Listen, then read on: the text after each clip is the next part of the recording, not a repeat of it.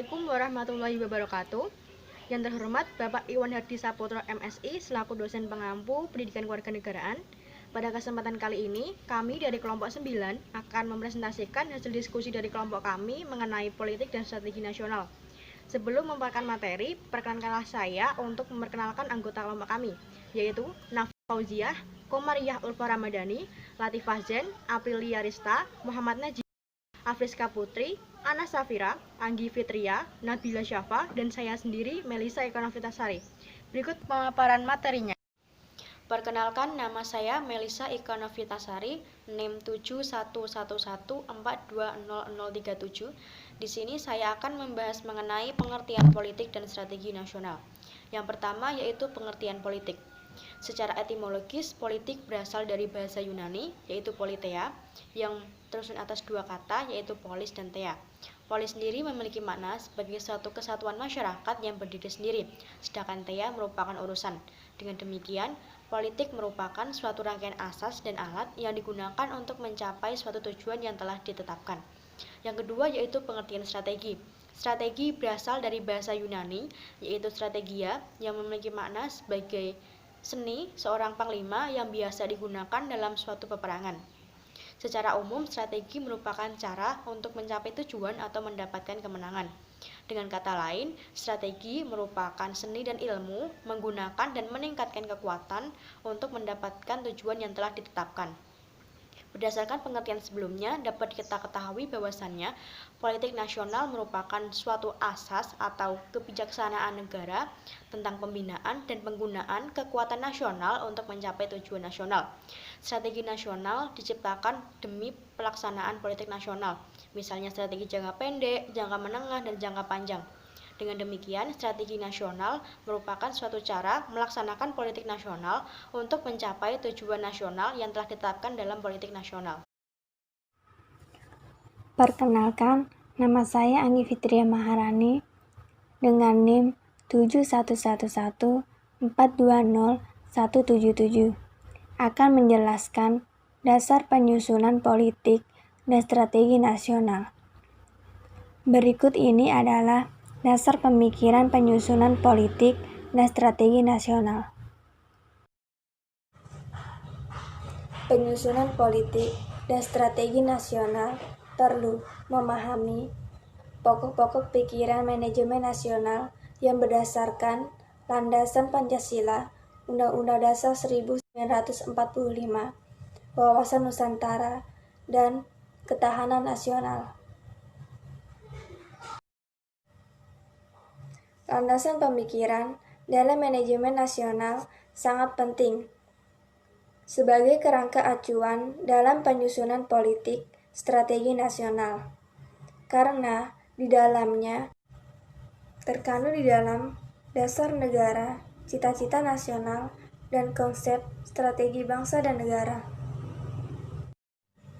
Proses penyusunan politik dan strategi nasional juga harus mengacu kepada nilai-nilai perjuangan bangsa Indonesia sebagaimana tertuang di dalam Proklamasi Kemerdekaan Republik Indonesia tahun 1945 sehingga akan menjadi pedoman, petunjuk, dan koridor bagi terselenggaranya semua program pembangunan nasional.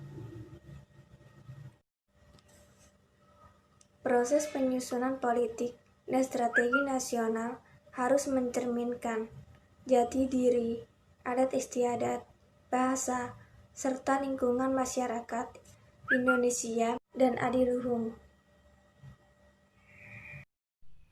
Perkenalkan, nama saya Komariah Ulfa Ramadhani dengan NIM 6411420122. Di sini saya akan menjelaskan faktor-faktor penyusunan politik dan strategi nasional. Yang pertama ada perkembangan global. Dalam menyusun politik dan strategi nasional, tentunya pemerintah harus memperhatikan aspek global yang sedang berkembang, khususnya yang berhubungan dengan isu demokrasi, HAM, lingkungan hidup, terorisme, globalisasi, pasar bebas, dan perdagangan bebas. Para pengambil kebijakan dalam menyusun politik dan strategi nasional pasti akan mempertimbangkan perkembangan lingkungan strategis pada skala global. khususnya yang terkait dengan hubungan luar negeri, politik luar negeri, dan perdagangan internasional. Berbagai perjanjian dan konvensi internasional yang dihasilkan dalam kerangka multilateral, trilateral, maupun bilateral menjadi bahan pertimbangan dalam penyusunan politik dan strategi nasional. Yang kedua, ada perkembangan regional. Dalam penyusunan politik dan strategi nasional, tentunya hal-hal yang berhubungan dengan perkembangan lingkungan strategis dalam skala regional seperti kejahatan transnasional, perbatasan, keamanan regional, dan organisasi regional dalam kerangka ASEAN dan APEC tentu menjadi bahan pertimbangan yang sangat penting. Politik dan strategi nasional yang disusun tentu harus mampu merespon berbagai tantangan regional yang dihadapi oleh bangsa Indonesia. Sebagai komunitas regional Asia Tenggara, bangsa Indonesia menjadi negara yang sangat penting bagi terwujudnya kawasan regional Asia Tenggara yang aman, damai, sejahtera, dan dinamis. Sehingga politik dan strategi nasional yang disusun harus mampu mengadaptasi perkembangan regional tersebut. Yang ketiga, ada perkembangan nasional. Dalam penyusunan politik dan strategi nasional, perkembangan skala nasional yang meliputi Astagatra, Trigatra, dan Pancagatra menjadi masukan yang sangat penting. Perubahan politik dan strategi nasional pada tataran empiris yang mengalami perubahan dari masa Orde Lama, Orde Baru, dan Orde Reformasi merupakan bukti nyata betapa perkembangan lingkungan strategis di tingkat nasional sangat berpengaruh. Arus reformasi yang menggelora pada akhir masa Orde Baru telah mengubah proses politik dan strategi nasional sekarang ini.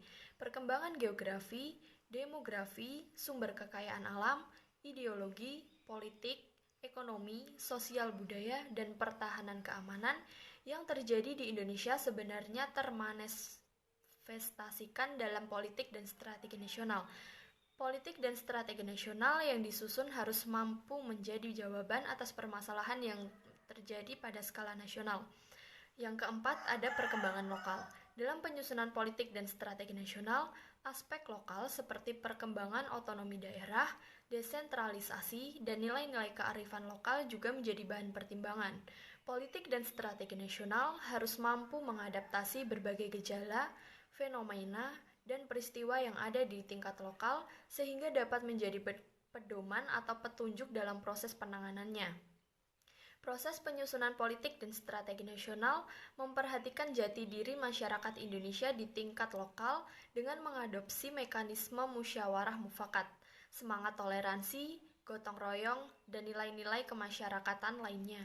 Penyusunan politik dan strategi nasional merupakan cerminan dinamika masyarakat di tingkat lokal sehingga akan mampu diimplementasikan dalam arus kemasyarakatan, khususnya di tingkat provinsi, kabupaten, kota, kecamatan, dan desa. Perkenalkan, saya Nurul Fauziah dengan NIM 23014200026 akan mempresentasikan materi mengenai proses penyusunan politik dan strategi nasional pada masa Orde Lama dan Orde Baru.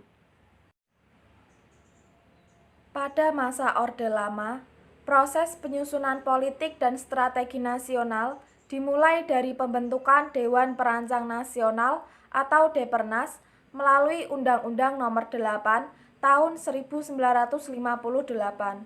Tugas dari Depernas ialah untuk mempersiapkan rancangan Undang-Undang Pembangunan Nasional yang berencana.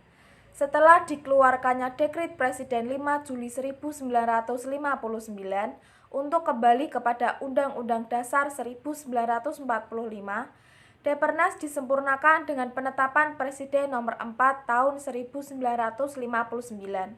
Dalam jangka waktu 1 tahun, Depernas berhasil menyusun naskah rancangan Undang-Undang Pembangunan Nasional Semesta berencana 8 tahun, yaitu 1961 sampai 1969.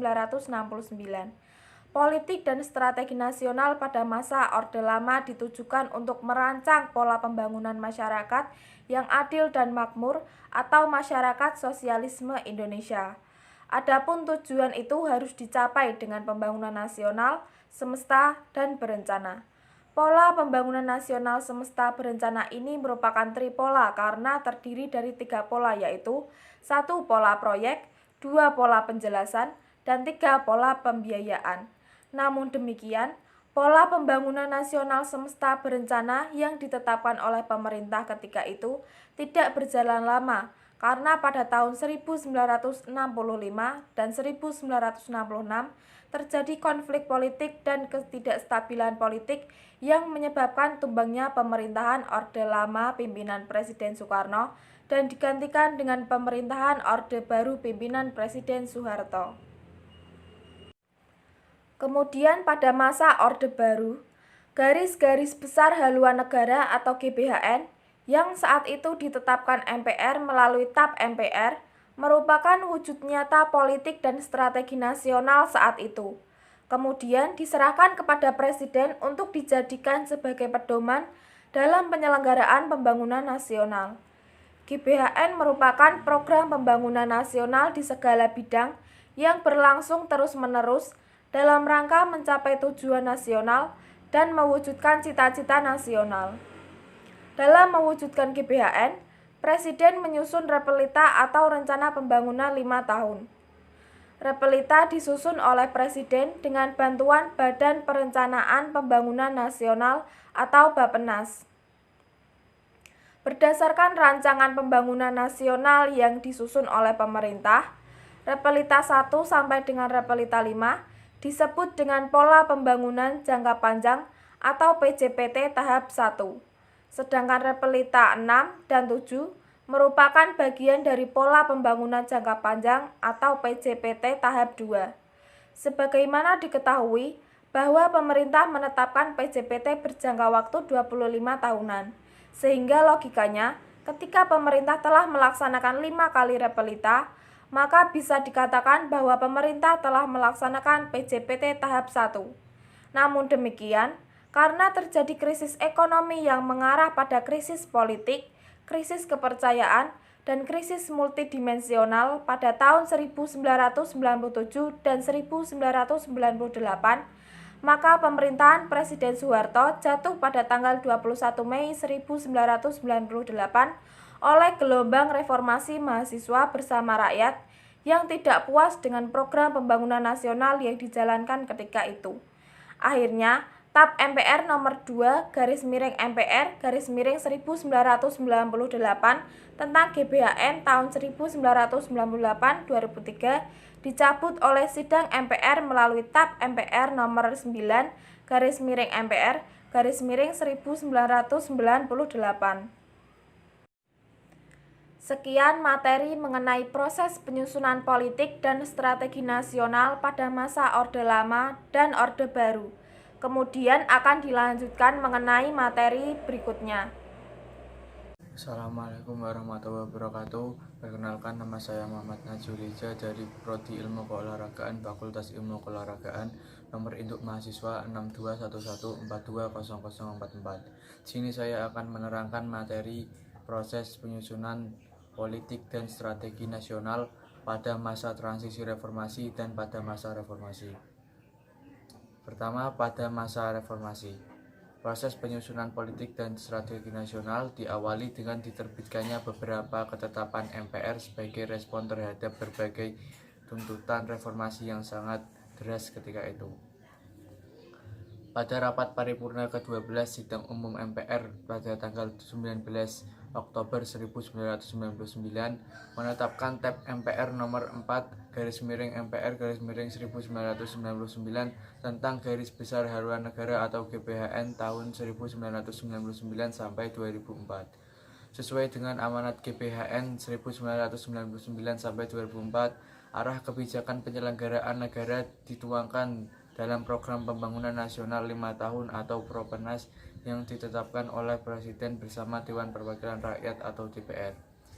Propenas sendiri adalah rencana pembangunan yang berskala nasional serta menerapkan konsensus dan komitmen bersama masyarakat Indonesia mengenai pencapaian visi dan misi negara. Perumusan Propenas dilakukan secara transparan dengan mengikutsertakan berbagai pihak, baik itu kalangan masyarakat, lembaga swadaya masyarakat maupun pakar, baik dari pusat maupun daerah. Yang kedua, pada masa reformasi. Proses penyusunan politik dan strategi nasional pada masa ini diawali dengan diterbitkannya Undang-Undang Nomor 25 Tahun 2004 tentang Sistem Perencanaan Pembangunan Nasional. Berdasarkan UU Nomor 25 Tahun 2004 tentang SPPN, dinyatakan bahwa yang dimaksud Sistem Perencanaan Pembangunan Nasional adalah satu kesatuan tata cara perencanaan pembangunan untuk menghasilkan rencana-rencana pembangunan dalam jangka panjang, jangka menengah, dan tahunan yang dilaksanakan oleh unsur penyelenggara negara dan masyarakat di tingkat pusat dan daerah. Dalam UU Sistem Perencanaan Pembangunan Nasional dinyatakan secara jelas bahwa terdapat 3 dokumen perencanaan pembangunan nasional, yakni Rencana Pembangunan Jangka Panjang Nasional yang berlaku 20 tahunan, Rencana Pembangunan Jangka Menengah Nasional yang berlaku 5 tahunan, dan Rencana Jangka Pemerintah yang berlaku tahunan. Untuk perencanaan pembangunan daerah ditetapkan Rencana Pembangunan Jangka Panjang Daerah yang berlaku 20 tahunan, Rencana Pembangunan Jangka Menengah Daerah yang berlaku 5 tahunan, dan Rencana Kerja Pemerintah Daerah yang berlaku tahunan. Assalamualaikum warahmatullahi wabarakatuh. Saya Ana Safira Susanti Mofu, NIM 64114201117. Di sini saya akan memaparkan materi mengenai politik pembangunan nasional dan manajemen nasional. Tujuan politik bangsa Indonesia telah tercantum ke dalam pembukaan Undang-Undang Dasar 1945, maka tujuan tersebut harus dapat dirasakan oleh rakyat Indonesia dengan berpedoman kepada pembukaan Undang-Undang Dasar 1945 alinea keempat. Pembangunan nasional itu sendiri merupakan suatu usaha untuk meningkatkan manusia dan masyarakat Indonesia secara berkelanjutan dengan memanfaatkan kemajuan ilmu pengetahuan dan teknologi serta memperhatikan tantangan perkembangan global. Pembangunan nasional itu sendiri mencakup hal-hal yang bersifat lahiriah maupun batiniah yang selaras, serasi, dan seimbang. Itulah sebabnya pembangunan nasional bertujuan untuk mewujudkan manusia dan masyarakat Indonesia yang seutuhnya, yakni sejahtera lahir dan batin. Manajemen nasional.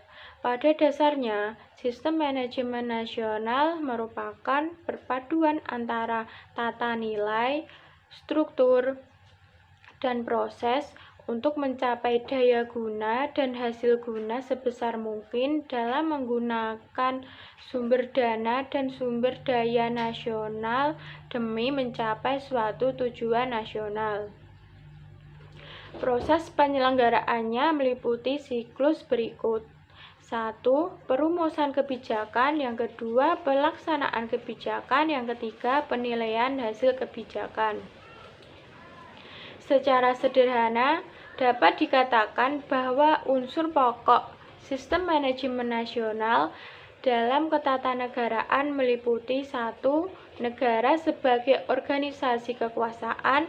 Yang kedua, bangsa Indonesia sebagai pemilik negara. Yang ketiga, pemerintahan sebagai manajer atau pengelola negara. Yang keempat, masyarakat sebagai unsur penunjang dan pemakai. Sedangkan unsur-unsur sistem manajemen nasional secara struktural tersusun atas 4 tatanan. Yang pertama, tata laksana pemerintah atau TLP. Yang kedua, tata administrasi negara atau TAN. Yang ketiga, tata politik nasional atau TPN. Yang keempat, tata kehidupan masyarakat atau TKM. Proses sistem manajemen nasional dengan berbagai rangkaian, yaitu masyarakat menyalurkan aspirasinya yang menggambarkan kepentingan rakyat atau input, kemudian aspirasi tersebut diproses dan menghasilkan suatu kebijakan pemerintah atau output. Terima kasih. Saya Latifah Zen, NIM 7211420190. Saya akan melanjutkan materi tentang stratifikasi politik nasional. Stratifikasi politik nasional dibagi menjadi 5 tingkatan. Yang pertama, tingkat penentu kebijakan puncak.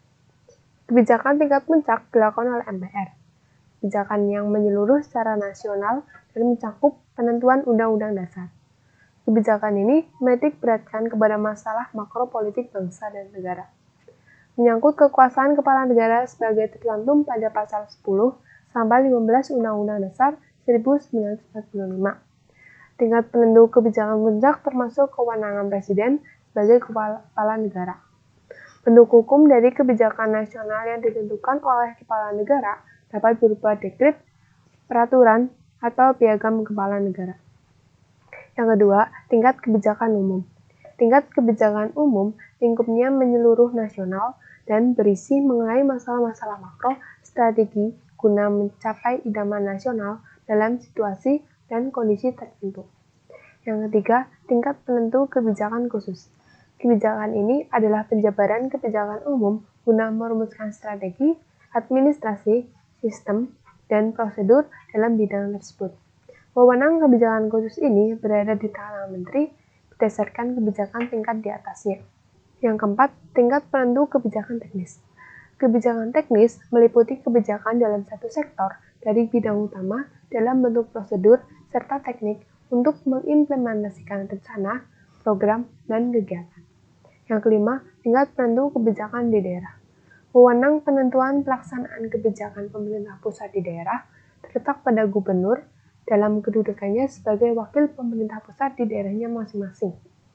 Kepala daerah berwenang mengeluarkan kebijakan pemerintah daerah dengan persetujuan DPRD. Kebijakan tersebut berbentuk peraturan daerah atau perda tingkat 1 atau 2. Menurut kebijakan yang berlaku sekarang, jabatan gubernur dan bupati atau wali kota dan kepala daerah tingkat 1 atau 2 disatukan dalam satu jabatan yang disebut gubernur atau kepala daerah tingkat 1, bupati atau kepala daerah tingkat 2, atau wali kota atau kepala daerah tingkat 2. Masih saya akan melanjutkan presentasi dari teman saya. Saya Aprilia Rista Astuti dengan NIM 7311420-294 dari Prodi Manajemen. Nah, di sini saya akan menjelaskan tentang otonomi daerah. Otonomi daerah erat kaitannya dengan proses penyusunan politik dan strategi. Kenapa demikian? Menurut Undang-Undang Nomor 32 Tahun 2004 Pasal 21, dalam menyelenggarakan otonomi daerah memiliki hak sebagai berikut. Yang pertama, mengatur dan mengurus sendiri urusan pemerintahnya. Yang kedua, memilih pemerintah daerah. Yang ketiga, mengelola aparatur daerah. Yang keempat, mengelola kekayaan daerah. Yang kelima, memungut pajak daerah dan retribusi daerah. Yang keenam, mendapatkan bagian hasil dari pengelolaan sumber daya alam dan sumber daya lainnya yang berada di daerah. Yang ketujuh, mendapatkan sumber-sumber pendapatan lain yang sah. Yang kedelapan, mendapatkan hak lainnya yang diatur dalam perundang-undangan. Nah, terus apa sih otonomi daerah? Otonomi daerah adalah hak, wewenang, dan kewajiban daerah otonom untuk mengatur dan mengurus sendiri urusan pemerintahan dan kepentingan masyarakat setempat sesuai dengan peraturan perundang-undangan. Nah, di sini pasti kalian sudah paham tentang otonomi daerah. Nah, otonomi daerah memiliki tujuan otonomi daerah. Nah, di sini otonomi daerah memiliki beberapa tujuan, yaitu yang pertama, distribusi regional yang merata dan adil. Yang kedua, peningkatan terhadap pelayanan masyarakat yang semakin baik. Yang ketiga, adanya sebuah keadilan secara nasional.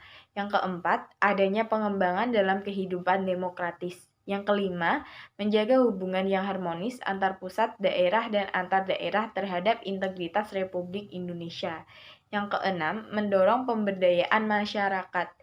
Yang ketujuh, menumbuhkan prakas dan kreativitas, meningkatkan peran serta masyarakat, dan mengembangkan peran dan fungsi DPRD. Nah, otonomi daerah juga memiliki hak. Nah, menurut beberapa ahli, di sini saya mengambil dari dalam buku Desentralisasi dan Otonomi Daerah 2007 karya Syamsuddin Haris. Otonomi daerah memiliki beberapa nilai dasar, yaitu yang pertama kebebasan, yang ketiga partisipasi, yang keempat efektivitas dan efisiensi. Nah, kebebasan masyarakat dan pemerintah daerah dalam mengambil tindakan dan kebijakan untuk memecahkan masalah bersama. Terus yang kedua, partisipasi masyarakat berperan aktif dalam proses perencanaan, pelaksanaan, pengawasan kebijakan publik di daerahnya. Selanjutnya, efektivitas dan efisien. Melalui kebebasan dan partisipasi masyarakat, jalannya pemerintahan akan lebih tepat sasaran atau efektif dan tidak menghamburkan anggaran atau tidak terjadi pemborosan. Presentasi selanjutnya akan diteruskan oleh teman saya. Assalamualaikum warahmatullahi wabarakatuh. Saya Friska Putriana dengan NIM 2301420036. Di sini saya akan menjelaskan materi tentang implementasi politik dan strategi nasional di bidang hukum dan ekonomi. Saya akan menjelaskan di bidang hukum terlebih dahulu. Yang pertama, mengembangkan budaya hukum di semua lapisan masyarakat untuk terciptanya kesadaran dan kepatuhan hukum dalam supremasi hukum dan penegakan negara hukum. Kedua, menegakkan hukum secara konsisten untuk lebih menjamin kepastian hukum, keadilan dan kebenaran, supremasi hukum, serta menghargai hak asasi manusia. 3. Mewujudkan lembaga peradilan yang mandiri dan bebas dari pengaruh penguasa dan pihak lainnya. Yang keempat, mengembangkan peraturan perundang-undangan yang mendukung kegiatan perekonomian dalam menghadapi globalisasi tanpa merugikan kepentingan nasional. Yang kelima, meningkatkan integritas moral dan keprofesionalan aparat penegak hukum, termasuk Kepolisian Negara Republik Indonesia, yang bertujuan untuk menumbuhkan kepercayaan masyarakat dengan meningkatkan kesejahteraan, sarana dan prasarana hukum, pendidikan, serta pengawasan yang efektif. Selanjutnya, saya akan menjelaskan implementasi politik dan strategi nasional di bidang ekonomi. Yang pertama, mengembangkan sistem ekonomi kerakyatan yang bertumpu pada mekanisme pasar yang berkeadilan dengan prinsip kerakyatan, yaitu dari rakyat, oleh rakyat, untuk rakyat.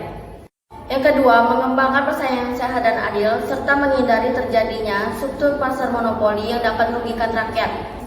Ketiga, meningkatkan penyediaan dan pemanfaatan sumber energi dan tenaga listrik yang relatif murah dan ramah lingkungan, dan secara berkelanjutan yang pengelolaannya diatur dengan undang-undang.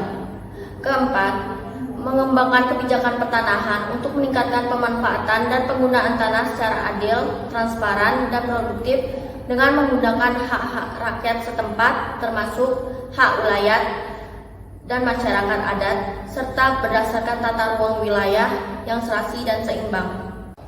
Dan yang kelima, meningkatkan kuantitas dan kualitas penempatan tenaga kerja ke luar negeri dengan memperhatikan kompetensi, perlindungan, dan pembelaan tenaga yang dikelola secara terpadu dan mencegah timbulnya eksploitasi tenaga kerja. Baiklah, itu saja materi yang dapat saya sampaikan. Untuk materi selanjutnya akan disampaikan oleh rekan saya. Assalamualaikum warahmatullahi wabarakatuh. Saya Nabila Safadinari, NIM 7111420117. Saya akan melanjutkan materi mengenai implementasi politik dan strategi nasional di bidang politik dan pertahanan serta keamanan. Implementasi di bidang politik.